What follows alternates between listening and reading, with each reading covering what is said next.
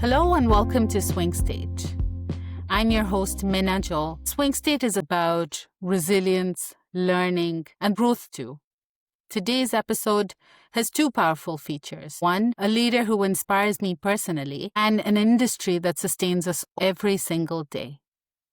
We're joined by Greg Ogiba, CEO of Windmill Farms, founder of Grow Advantage, and a passionate advocate for sustainable innovation in fresh produce and agricultural technology. Greg's journey spans leading growth in food systems, investing in socially driven startups, and mentoring the next generation of leaders. Together, we'll explore how innovation, ethics, and execution intersect to build food supply chains that nourish both people and business. We'll get into what keeps Greg motivated and how he finds his purpose through all of the scale and speed that he works with. And we'll learn how he builds his teams to always be aligned towards a common goal. Greg, thanks for making time. Great. Thank you for having me. Let's start right at the beginning. I would like to get a deeper sense. Were there early hints that gave you a sense of which industry you were going into? I would say industry, no. I had no idea, and in a million years, I wouldn't have guessed I would end up working in agriculture and fresh produce and running a complex mushroom producing business. But I always knew I wanted to go into business. I always knew I'd probably leave the suburban New Jersey town I grew up in and do something else. And everything just sort of happened as happy accidents along the way. And when I was in the final couple of years in college, I was studying international business with minors in Spanish and marketing. I knew that I wanted to go somewhere where I could deal with other people. So like a customer-facing business development role. I knew that I wanted to travel, and I knew that my Spanish would be an asset. So I didn't know the industry. I was somewhat industry agnostic at that point. I just said, okay, these are kind of the components directionally where I'm looking to go, and created a resume that kind of spoke to that aspiration. And at some point, when I was in my last year at college at the University of Rhode Island, I got a call from my roommate's father, who was a lawyer, and a company from Europe had come to his law firm saying, "Hey, we want to open a division in North America. Do you know anybody who might fit this profile?" And he called me and he said, "Hey, I have your resume, and I think it's a bread company, a bakery out of Mexico City. Are you interested? But they need you in Mexico City. Is that okay?" And I'm like, "Well, okay, sure." It turned out to be like an agri-food business, a citrus, a grape grower in Spain. So somehow those wires got crossed up, but interesting, it all ended up working out. I ended up going over to Europe, and it was really eye-opening to see how impactful the agricultural industry is in certain countries. So if you go to, say, Peru or other places, behind, say, tourism, agriculture tends to be, one of the major industries. So it was eye-opening for me. And I think there's a couple lessons in there that are interesting. Is number one, you do create your own luck to some extent. So the fact that I ended up in produce, again, a bit surprising to me, but not surprising in terms of the way that I ended up arriving in the industry. And the second part, and we'll come to this later, we'll talk about, networking and communication and all this sort of stuff, it really is about who you know and creating those connections. And by chance, my roommate's father happened to be in touch with this European company, but I don't see that as dumb luck as much as it was luck that was created. So that's how I ended up here. And all these years later, I'm still here. You've led operations across North America. Mm-hmm. What early experience shaped the way you lead today? That's a good question. I think that regardless of the cultures that I've been exposed to or that I've led the different divisions, whether it's Fresno, California, or Toronto, Canada, or Santiago in Chile, I find that the fundamentals are really important, whether you're building a team to make sure that team has the right skill set, to make sure They're able to collaborate, communicate transparently and openly, and to make sure as a leader that the vision for the company is clear. And I've walked into, different scenarios where it's somewhat surprising that people don't know exactly, where the company's going, or at sort of a more granular level, what their job description is. So like, who's responsible for this? How are people incentivized? So I find, early on, I realized that regardless of the culture, regardless of the industry you're in, the fundamentals are so important. And since this is a golf podcast to some extent, let me try and tie it in here. And I probably should say up front, if the audience is expecting me to be some sort of a professional golfer, I'm not. I play on the weekends. Occasionally I'll go to the range, but I consider myself to be a competent golfer. So, but when I show up at the course, the fundamentals are so important. And when I approach any hole or the day on the course, I don't go out and say, okay, let's see if I could break, 90 or 80 or whatever. Inevitably, that sort of breaks down. You end up taking risks that you probably shouldn't. Instead, the approach that I've always, in my mind has always worked for me is like, look, just put it on the fairway. It doesn't have to be long. Just try to stay out of trouble. Put it on the fairway, greens in regulation, and then 2-putt. So if you consider that's your approach, if you consider, the fundamentals, your setup, all that stuff. Again, I don't want to get too into the weeds here, but I could see the relationship between how I approach the game of golf and the sort of the consistency, somewhat the simplicity of it, to apply the same thing to a business, whether it's the business model, the strategy, the team, the talent that you're bringing on, and how they work together. So that's one thing I learned pretty early. To go back to the question that you asked me, is regardless of the industry and the culture, the fundamentals are so important. And as a leader, it's my job to map that out, to make sure everybody's very clear what their role is, and ultimately to be that leader, to lead by example. So I could make this point as well, is that you learn as much from failure or from bad bosses. I'm not going to name any bosses on this podcast, but I have had plenty, and you learn more from them what not to do. And one of the things really early on, and I could remember somebody saying to me, this is a boss who, well, he didn't really show up, didn't really, nobody really knew where he was. And somebody confronted him. He says, do what I say, not what I do. I remember that so clearly, just thinking, oh boy, that's not going to win the team over. And it didn't. So I think that's to me, it's the fundamentals, and to really be the leader, to lead by example and be the leader, to carry that forward. Thanks for building in golf into the conversation. Don't take unnecessary risks unless, of course, nobody's watching.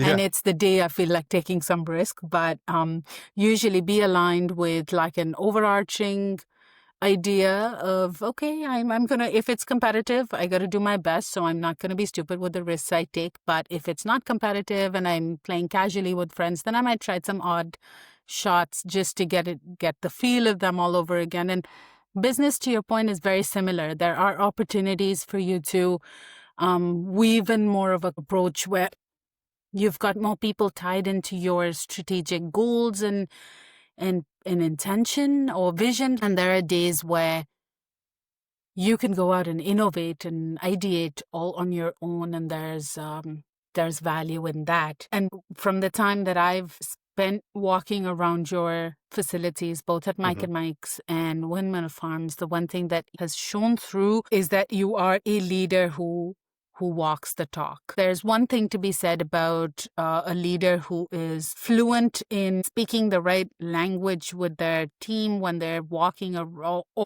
with a leader who is adept at putting yourself in the shoes of people. I appreciate you coming to visit me. I love having visitors, and the interaction, like the way that I get to know my staff, I think it's really important for several reasons. One, to show everybody respect. There's nobody who's more important than somebody else. And I love, hearing their story. I love understanding what they do as a leader who runs a fairly complex business with different divisions and people kind of all over the place. For me to run it effectively, I need to know what people do, what maybe they need more of so they could do their job more effectively, and to do it in a way that shows respect. And for me, it's come easy because I take an interest in people and I appreciate what they're doing. So to me, it's sort of a natural intersection of, okay, I'm going to learn about this business from the bottom to the top and everything in between, but I'm also going to get to know the people. And typically, in my experience, I found that if you treat people that way and you treat them with respect, they treat the company better. They'll work a little bit harder. They'll work a little bit harder to make sure the company is achieving more.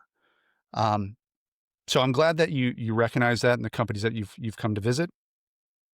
And then the other thing I want to say is you're right about back to golf. So I do love the idea of, you take risks when the time is right. Take a calculated risk.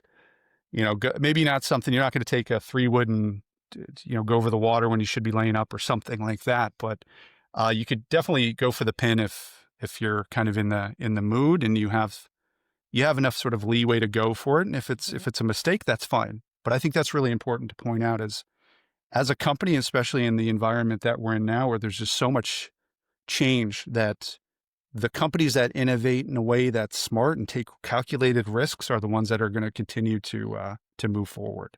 So it's definitely a balance in terms of risk taking.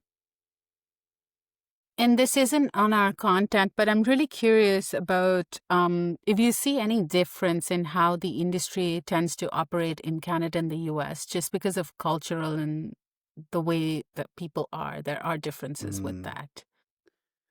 Ooh, that's a good question.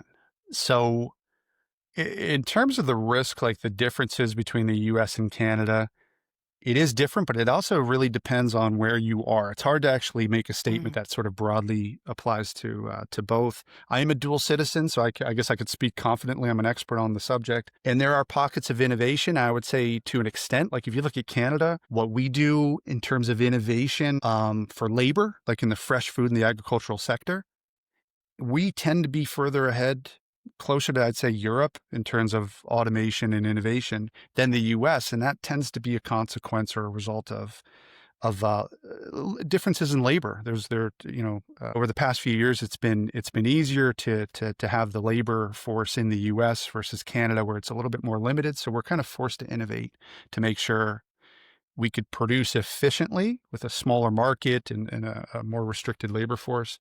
We could produce more efficiently and ultimately provide more affordable nutrition to the market here. Canada, for sure. I usually work with the industrial sectors, and my background is also engineering and industry. And I do sense the risk aversion north of the border is a little bit more pronounced than risk aversion south of the border. And the way that I link it up is mostly U.S. firms are a lot better resourced. Mm-hmm. In terms of funding, in terms of government support, in terms of talent availability, and things like competitiveness for talent and things like that. And they also tend to share a lot of knowledge just within the industry. I find north of the border, organizations even operating within the same domain tend to be within their own silos. Mm-hmm. And not so much be open and active to conversation that helps them share thoughts and bring better ideas. I've worked, and it may or may not exist in food, but I'm speaking from my experience in construction, nuclear power, and mostly advanced manufacturing or automation. Companies don't like to speak to one another. Do you find that that exists? Yeah, I think that's a fair statement. I think it could be a result of just being a smaller market. We're all kind of here in, concentrated in Toronto or the West or Montreal or somewhere where it's a little bit more competitive. So I can understand why there's less incentive to share and potentially more competitive cards being held close to the chest. I think in the US, it's a bigger market, but I think what you touched on a minute ago is in general, If I'm looking at it from an investor point of view, we're private equity owned. It's just there's just a more sort of aggressive approach in the U.S., and I think that's always been there. So again, it depends on the context here and like which part of the sector we're talking about. But I would say that's in general, yeah, the US can be a little bit more accepting of risk. The Canadians are going to be a little bit more risk adverse. So if you go back to the par five example, the American's always going to go over the water with a 3-wood on the par five. The Canadian's going to lay up. So That's a great analogy. What are some of the leadership practices or styles that you initially maybe started out with and then you had to drop because you knew better from experience? yes, I would say the main change in my leadership over the years is somebody who likes to roll up his sleeves and kind of get the job done myself. As the companies grow larger and more complex, it's just impossible to do it by yourself. And therefore, how do you develop the skills to delegate? Most people are not very good at that. But also to have the right people on the team that are aligned with the mission. I think that's the most important part. And sometimes this might sound like a cliche, but people really are the most important part of a business. So to have the right people with the right mindset, the right attitude, within the right structure, um, makes the entire difference. So as a leader, that's what I really learned how to do is how do you build those teams? How do you delegate? And how do you really influence people to share your vision about where we're headed? What does innovation look like in the food space at this point in time? And how can it serve both profit and people from your perspective? Well, this is an interesting question because innovation is one of those words that has been used so much that sometimes it actually doesn't mean anything. So specific when you define innovation and the way that I think about innovation, where it actually is meaningful, where it's impactful innovation. For me, I'm always thinking about the supply chain and in particular where we're sitting right now. I'm in Toronto, Canada. We do, a lot in the US as well, but it's a matter of what sort of innovation within the supply chain, what can you add to it that ultimately can help move product. So if it's, a carrot or an avocado or whatever it might be, I'm thinking of fresh produce in the agricultural sector. How can you move that product as efficiently, as inexpensively as possible to the end user, to the consumer's kitchen table? So I'm always thinking about, the speed and the efficiency and then the cost. And I think that's probably the number one thing that we could, the number one thing that makes an impact for consumers, because then we could get closer to, affordable nutrition. That's what my focus is. How do you get that onto the consumer's kitchen table? And for us in particular, in my current role at Windmill, to give an example, and you would have seen this when you visited us, is we have more automation at a certain point in the process, um, which is we're not necessarily looking to automate the whole process. That doesn't really make sense. There's a whole lot of reasons why that doesn't work. The technology doesn't work. The cost, the return on investment's not there.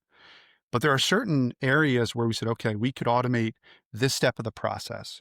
We could automate another later step in the process to increase the speed that we can get to market and also to reduce the costs. So we have more stability in that cost base where we could sort of do everything that within our power to keep the costs from rising too much.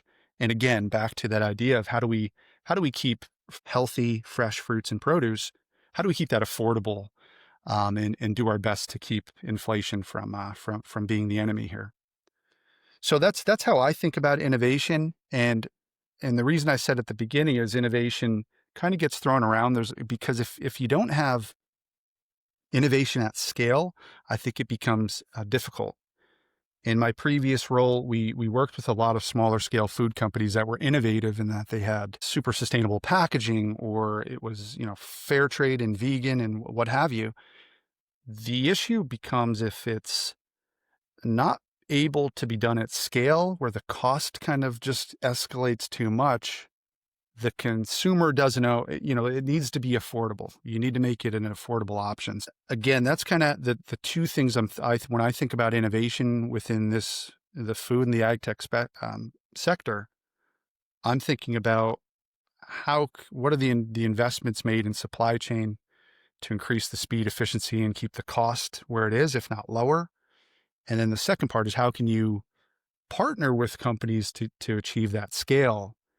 And that's sort of a segue to the next point and how important those partnerships are. And it's really difficult, especially in this market, in the Canadian market, which is similar to the UK market that's dominated by a handful of retailers.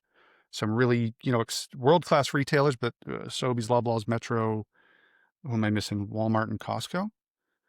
They dominate the supermarket landscape here. So if you're not aligned with one of them to help drive that scale, it's really difficult to do. So you need to make sure whatever innovation is available is something that aligns with their corporate strategies and ultimately adds value to what they're doing. I think too, in a market where there's a lot of private label, and for us, the important part is how are we aligning with the retailers to make sure our goals are the same, and that is getting the product, the right product on shelves as quickly as possible at a competitive price, at a fair price. I mean, we're in an era where, economy and affordability is top of mind all over the world, the US and in Canada. So that's really been our focus. And that's, one of the reasons that we make the investments that we do to be more efficient. And for me, that the partnership to, joint business plan with some of these major retailers and say, hey, we want more people to be eating healthier stuff. We need to be at kind of right around this price point. And so to me, that's pretty exciting. And it comes back to what I said right at the beginning of this, and that's the fundamentals. It's communicating with your customers, approaching the consumer and, from different angles and collaborating with them to come up with a plan to say, okay, this is where we want to be together. Who needs to do what to get there? So I don't see it all that different than what I mentioned right off the top and saying, okay, that when you build a team, who's responsible for what, who's accountable for what, how we incentivize, how do we win together as a team, or how do we win together from a supplier to a retailer? It's similar. With all the moving parts that you have, all functioning at the same time, there are bound to be situations where things tend to fall apart and not go exactly as per plan. What does resilience mean to you, and how do you cultivate that, as well as how do you pass the message on to your teams? Oh, that's a great question. Resilience is one of those words that it's always, been in the vocabulary, but I think during COVID, in supply chain, I work in supply chain. I taught supply chain at the University of Rhode Island, and supply chain was sort of forgotten about until, the world's supply chain kind of came to a halt. And then all of a sudden people are wondering how resilient is your supply chain. And some found out very quickly how fragile the global supply chain is. Those who had invested in certain areas of the supply chain and those that had a culture to pivot pretty quickly. So the better the agility, the better the internal communication and team dynamics. I think those are the companies that saw that crisis of COVID as an advantage.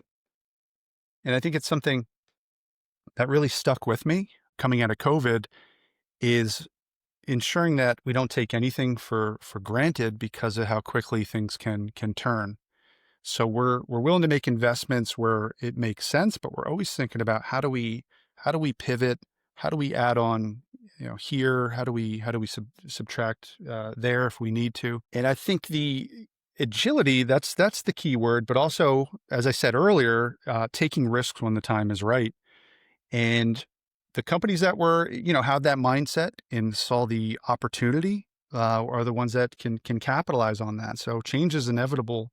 It's just a matter of how do you capitalize on it. And as a leader, I could set the tone, but I expect my people to be looking at things from the same way. And we do openly communicate. We talk about different ideas. We're comfortable debating them openly and, in a way that's professional. But I think that's really important to have that growth mindset to look for the opportunities in a crisis.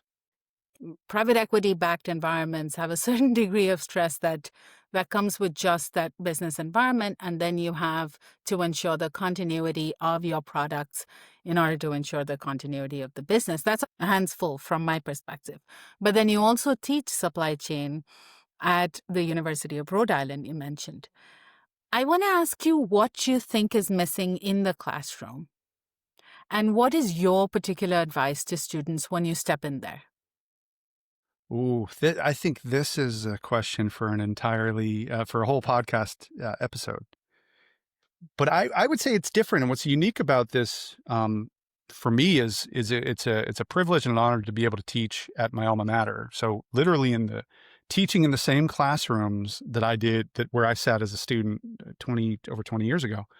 Um, and I would say you definitely feel things have changed in that the technology is just all consuming, and that's what they're used to. So it's exciting, but it's rare for students to stay after class to have a conversation. They'd rather leave and then send an email or text or something like that. So for me, I think what's missing is encouraging the students to flex their sort of networking muscles and be able to communicate in a way that is, in my opinion, effective. And I'm not saying that we shouldn't be using email or text messages or even ChatGPT. That's a whole nother topic.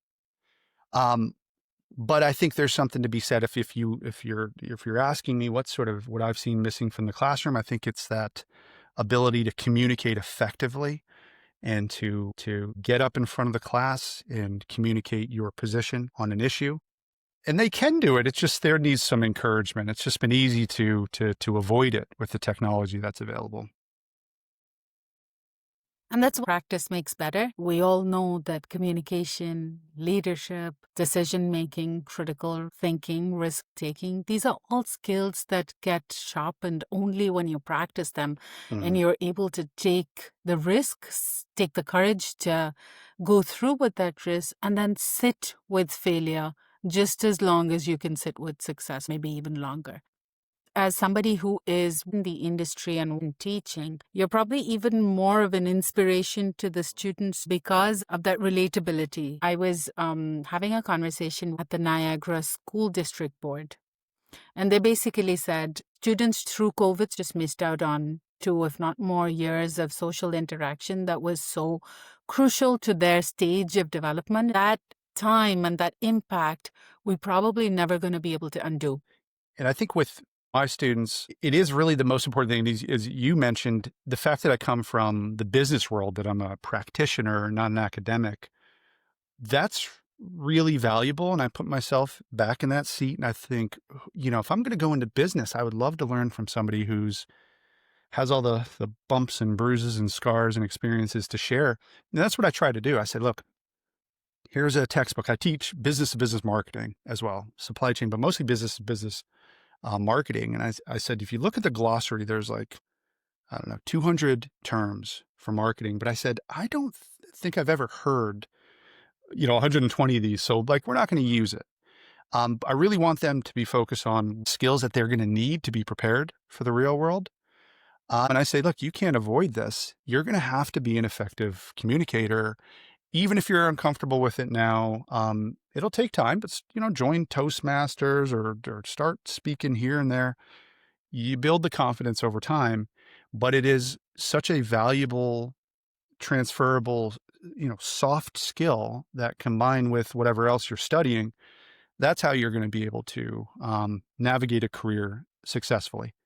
So, and I also tell them, I said, look, if you're going to present, if you're going to give a presentation, you'd rather blow up here in the classroom, learn from it. I'm not going to, I grade them on their effort, not necessarily on the finished product. Some are, more naturally inclined to do it. But I'd rather have you blow up here in the classroom in an environment of learning where we're going to say, okay, what did we learn from this, as opposed to in the boardroom or a job interview. So I think a lot of the students, if you look at the feedback, I get a lot of, boy, I was nervous coming in. but I really appreciate how much you pushed us to communicate. Informal presentations, on video presentations, in person, informal conversations in front of the class, just, flexing that communication muscle is really, really important. What does legacy mean to you, Craig? I should probably say that legacy is not a word I've even really considered. So I feel a little bit strange even speaking about it. But if there were a sort of an impact, if I were to make an impact, maybe that's a better word for it. I'd want people to say, okay, the the things that he's been able to do with the people and the industry and the companies he's been part of have helped to drive a healthier future where people have more access to affordable nutrition. And for me, that's awesome to have sort of the purpose of I'm doing something exciting and healthy. A lot of the things we grow are sustainable. They're good for the earth. I'm not making, I don't know, not to disrespect other industries, but something that's going to be thrown into a landfill. We're actually creating something that's healthy, nutritious energy.